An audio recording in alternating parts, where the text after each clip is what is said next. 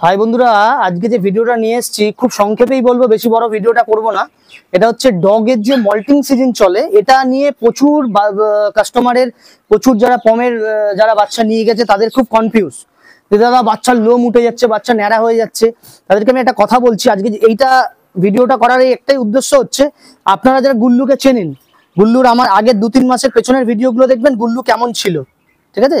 গুল্লু কেমন ছিল তোমরা গুল্লুর একবার ভিডিওটা দেখে নিও, তাহলেই বুঝতে পারবে যে এদের কিভাবে চেঞ্জ হয়। ঠিক আছে, এদের একটার পর একটা স্টেজ কিভাবে চেঞ্জ হয় আমি আরো দেখাচ্ছি।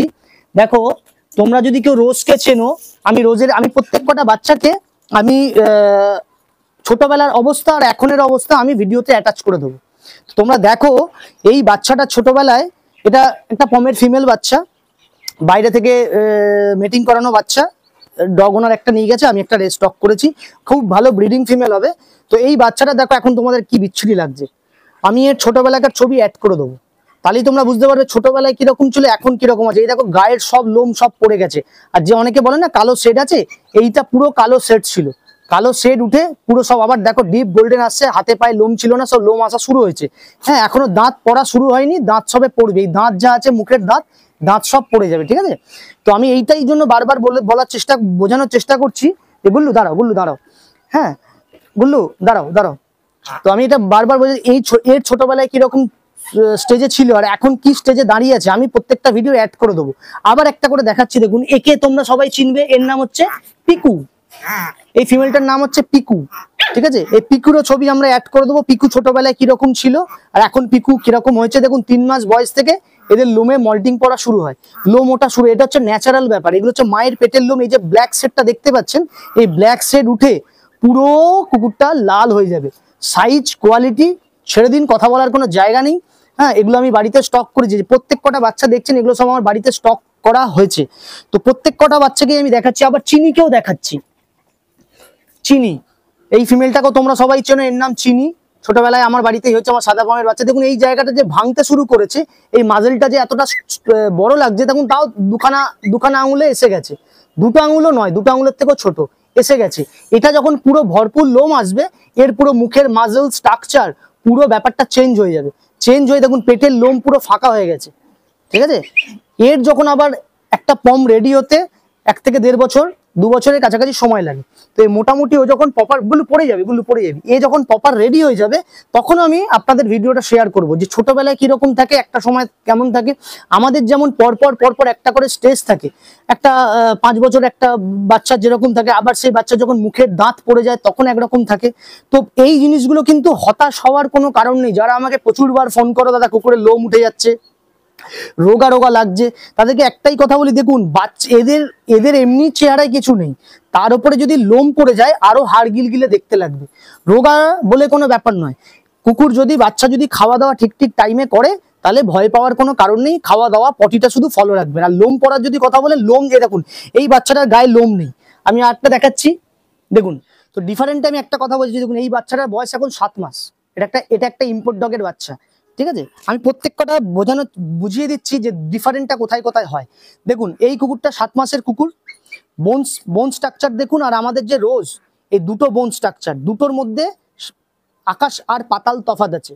কিন্তু তার মানে এই নয় যে এর রোগা, এর গায়ে লোম নেই বলে এর রোগা লাগছে, আর এর গায়ে লোম আসছে, এর বোনস আরো মোটা হবে, ঠিক আছে? আর একটা জিনিস দেখিয়ে দিচ্ছি, দেখুন এইটাও একটা ইম্পোর্ট ডগের বাচ্চা, এটা একটা ফিমেল, ঠিক আছে? এর বোনসটা খালি একবার দেখুন, এই বোনস দেখলে, পায়ের বোন স্ট্রাকচার দেখলে গায়ে কিন্তু কিছুই নেই এদের, এই লোমের জন্য এদের এত মোটা লাগছে। এগুলো হচ্ছে ইম্পোর্ট ডগের বাচ্চা, আমি স্টক করেছি।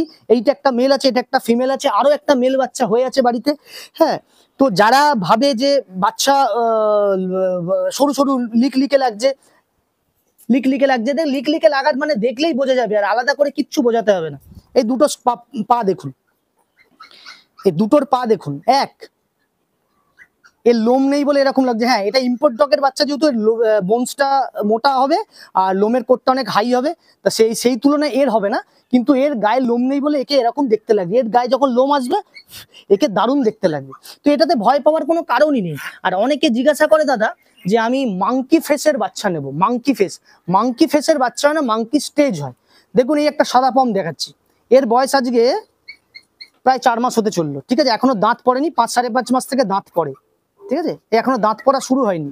এবার এবার এবার টাইম হয়ে গেছে, এই দাঁতগুলো যা দেখতেন সরু সরু সরু সরু সব দাঁত পড়ে যাবে। তো যেটা বলছিলাম সেটা হচ্ছে, দেখুন যে অনেকে বলে, যে কথার মাঝখানে একটা কথা বলি, সেটা হচ্ছে অনেকে বলে দাদা কুকুর কামড়াচ্ছে, আমাকে অনেকেই বলে। তাদেরকে একটা কথা বলি, দেখুন এই যতক্ষণ না এই দাঁত, দুধের দাঁত, এগুলো যতক্ষণ না দুধের দাঁত পড়বে ততক্ষণ কিন্তু কামড়ানো, এই দাঁত সব কিন্তু মুখের একটাও দাঁত থাকবে না। মানুষের বাচ্চাও যেরকম মুখের দাঁত সব পড়ে যায়, পড়ে আবার নতুন দাঁত গজায়। হ্যাঁ, তো এখন কি মানে কোনো বড় মানুষ কি কাউকে কামড়ে দেয়? কামড়ে দেয়, বাচ্চারা কিন্তু কুটকুট কুটকুট করে কামড়ায়। তো এটাতে ভয় পাবে, যদি ভালো ব্লাড লাইনের কুকুর হয়, বাচ্চা হয়, তাহলে কিন্তু কামড়ানোর কোনো ভয় থাকবে না। তো সেটা তো একটা গেল। সেটা হচ্ছে আরেকটা কথা বলি, সেটা হচ্ছে যেটা বলছিলাম মাংকি, অনেক কালকে রাতে একজন ফোন করে আমাকে জিজ্ঞাসা, মাংকি ফেসের বাচ্চা নেবো। মাংকি ফেসের বাচ্চা মানে মুখটা পোড়া মানে মাংকি ফেস নয়, ঠিক আছে? মাংকি ফেসটা মানে মুখটা পোড়া, মানে এরও তো মুখটা পোড়া, ঠিক আছে? এই মুখটা পোড়া মানে মুখের এই ফেসটা কালো, এই পুরো আরো কালো ছিল, এ কিন্তু আস্তে আস্তে করে চেঞ্জ হচ্ছে। এটা একটা ইম্পোর্ট ডগের বাচ্চা। দুটোই দেখলে বুঝতে পারবেন এর বোন স্ট্রাকচার, আর এর বোন স্ট্রাকচার যদি সামনে থেকে মানে দেখা যায়, দুটো বোন স্ট্রাকচার আকাশ আর পাতাল তফাৎ। এগুলো ব্রিডিং ফিমেল, এটা কিন্তু ব্রিডিং ফিমেল না। অনেকে ধারণা করেন দাদা যত ছোট হবে, তাদেরকে একটা কথা বলি, যত ছোট হবে দেখতে খুব সুন্দর, কিন্তু মানে তত টেনশন, তত মানে প্রবলেম। দেখতে খুব সুন্দর হয়। তো যাই হোক, এবারে কথাটা হচ্ছে, এই যে মাংকি ফেসের যারা বলে, তাদেরকে একটা কথা বলি, মাংকি ফেস হয় না। এই যে দেখুন, ভালো করে দেখলে বুঝতে পারেন, এইখান থেকে একটা ভাঙা, এইখান থেকে একটা ভাঙতে শুরু করেছে কুকুরটা। এই মুখের ফেসটা দেখলে বুঝতে পারবেন, এই মুখের ফেসটা একটা ভাঙছে, ঠিক আছে? এর কিন্তু পুরো লোম উঠে পুরো ন্যাড়া হয়ে যাবে। আচ্ছা, এই যে লোমটা দেখছেন গায়ের ঠাসা লোম, এই ঠাসা লোম কিন্তু আর থাকবে না, ঠাসা লোমটা কিন্তু আস্তে আস্তে পুরো পড়ে আবার নতুন লোম আসতে 1-1.5-2 বছর সময় লেগে যাবে।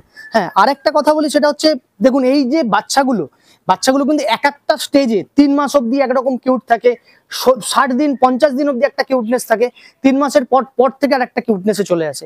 এমন নয় যে সারা জীবন গায়ে ভরপুর লোম থাকবে, লোম পড়বে না কোনোদিন। এটা পৃথিবীর সারা ওয়ার্ল্ডের কোনো ডগের ক্ষেত্রে কেন, কোনো অ্যানিম্যালের ক্ষেত্রে প্রযোজ্য নয়। আমাদেরও যেরকম মাথার চুল পড়ে, এদেরও সেম পড়বে। হ্যাঁ, পড়বে আবার আসবে, তার জন্য আমি কিছু তেল ইউজ করি, কিছু শ্যাম্পু কন্ডিশনার ইউজ করি, সেগুলো আপনারা আমার ভিডিওতে দেওয়া থাকে, সেগুলো ফলো করে নেবেন। এই ভিডিওটা এই কারণেই করা, মল্টিং স্টেজটা কি, অনেকে বলে মল্টিং, অনেকে বলে শেডে পড়েছে। আর এই বাচ্চার মজাটা হচ্ছে, এই যে বাচ্চাগুলো দেখতে পাচ্ছেন, আমার এই সাপোজ বলছি, এগুলো তো আমার সব বাড়িতে রাখা হয়েছে বাচ্চাগুলো। যদি কোনো কারণে ধরে নিই এই বাচ্চাগুলোকে আমার বিক্রি করার ছিল, বিক্রি হলো না, এই বাচ্চার মজাটা হচ্ছে, এই বাচ্চা অ্যাডাল্টও যা সাইজ থাকবে, মানে আমি বলে বোঝাতে পারবো না। অনেকে যারা অ্যাডাল্ট কুকুর খোঁজে বা সেমি অ্যাডাল্ট খোঁজে, আমি এখনো যে দামে ওকে বিক্রি করতে পারতাম, অ্যাডাল্ট বা সেমি অ্যাডাল্ট হলে আমি সেই দামই পাবো। বড় ব্রিডের ক্ষেত্রে কিন্তু এটা হয় না, কেন বড় ব্রিড অনেক বেড়ে যায়, সাইজে অনেক বড় হয়ে যায়, তখন এটা পছন্দ। কিন্তু এই ব্রিডটাতে এমন মজা, যত লেটে নেবেন ততই মানে এই মানে ফেস কালচার পম দাঁড়াবে না স্পিরিটস দাঁড়াবে, পমেরিয়ানটা কি দাঁড়াবে, সেটা কিন্তু ভিডিওটা আর বেশি বড় করছি না। আর একটা ছোট জিনিস বলবো, দেখুন এটা হচ্ছে আমার ইম্পোর্ট ডগের বাচ্চা, ঠিক আছে? আমি এটা কাউকে এতদিন দেখাইনি, কেন এই বাচ্চাটাকে আমার মানে ছোটবেলায় একটু প্রবলেমের মধ্যে ছিল বলে, মানে এই প্রবলেমের মধ্যে ছিল বলে আমি সেই ভয় দেখানি। এখন মোটামুটি 6 মাস 7 মাস বয়সে পড়েছে, তো দেখালাম, দাঁত পড়া সবে শুরু হয়েছে। হ্যাঁ, আরেকটা জিনিস দেখাই, দেখুন এই দুটো পাশাপাশি রাখলে বুঝতে পারবেন, এর কানটা বড়, এর কানটা ছোট, ঠিক আছে? কেন? এর কানের পেছনের লোম, এই দুটো সাইডের লোম এত জট পেকে গেছিল, পুরো কাঁচি দিয়ে উড়িয়ে দিয়েছি, ঠিক আছে? এই যে মুখের যে স্টপটা দেখছেন, এই স্টপ কিন্তু যত বড় হবে, যত লোম হবে, যত বয়স হবে, মুখের মাজল তত বড় হবে, মোটা হবে, আর নাকের স্টপটা ছোট হবে, ঠিক আছে? আর এই যে বোন স্ট্রাকচার দেখছেন, এই বোন স্ট্রাকচার কিন্তু এখনো কিচ্ছু হয়নি, কিচ্ছু হয়নি এখন। এখন এরা ক্যালসিয়াম খাচ্ছে, ভিটামিন খাচ্ছে, খাওয়া দাওয়া তো বলেইছি আমার কি কি খায়। তো আরেকটা জিনিস দেখাই, দেখুন পেছনের দিকে লোম দেখুন সব পড়ে গেছে, পেছনের সাইডের লোম পুরো পড়ে গেছে, ঠিক আছে? এটা ভয় পাওয়ার কোনো কারণ নেই, এটা একটা মেল বাচ্চা, পিছনের লোম দেখুন সব পুরো ন্যাড়া হয়ে গেছে, ঠিক আছে? এইগুলো হচ্ছে ন্যাচারাল ব্যাপার, শুধু মেনটেন করতে হবে খাওয়া দাওয়া, ওর প্রপার যা যা দরকার ছিল 6 মাস বয়স অবধি, তাই ওকে করা হয়েছে। এই যে কানটা বড়, বা অনেকে ভাবতে পারে কানটা বড় লাগছে, স্টপ লাগছে, পমেরিয়ান বারবার বলছি রেডি হতে কিন্তু 1.5 থেকে 2 বছর সময় নেয়। এ যখন 2 বছর বয়সে গিয়ে দাঁড়াবে না, নিশ্চয়ই আমি আপনাদের সঙ্গে সেই ভিডিও শেয়ার করব, তো অটোমেটিকলি আপনারা বুঝতে পারবেন যে দুটো বাচ্চার মধ্যে ডিফারেন্টটা কোথায়, তাহলেই আপনারা ক্লিয়ার হয়ে যাবেন। এই যে মুখটা, এই যে দেখুন পরপর বাচ্চাগুলোকে দেখাচ্ছি, এদের যদি ছোটবেলাকার ভিডিওগুলো দেখেন আর এখন ভিডিওগুলো মেলান, আপনারা বুঝতে পারবেন কতটা ভাঙছে কুকুরগুলো। আবার যখন 2 বছর গিয়ে দাঁড়াবে, 1 বছর গিয়ে দাঁড়াবে, পুরো ফুল কোটে চলে আসবে, ফুল সাইজে চলে আসবে। হ্যাঁ, তো ভিডিওটা আর বেশি বড় করছি না, এই ভিডিওটা কিন্তু তোমরা প্রত্যেকেই দেখো। আর 3 মাসের পর থেকে 4 মাসের পর থেকে তোমরা কিন্তু অতি অবশ্যই বাচ্চাকে কিন্তু ক্যালসিয়াম দিতে মানে দেবেই দেবে। কেন, এরা এত ছোট ব্রিড হয়, এদের কিন্তু ক্যালসিয়ামের অভাব হয়, ঠিক আছে? এত ছোট ব্রিড আর হাত পা গুলো এত সরু সরু, বোনস গুলো এত সরু সরু হয়, তো এদের ক্যালসিয়ামটা ভীষণ দরকার। তো যখনই 3 মাস 4 মাস বয়স হবে তখন কিন্তু সপ্তাহে 3 দিন করে ম্যাক্স মানে মাস্ট আমি ক্যালসিম্যাক্স দিয়ে দিই। তোমরা যে যেমন পারো দিও, ডাক্তারের সঙ্গে কথা বলে যেটা ডাক্তার ভালো মনে করবে সেটা দেবে।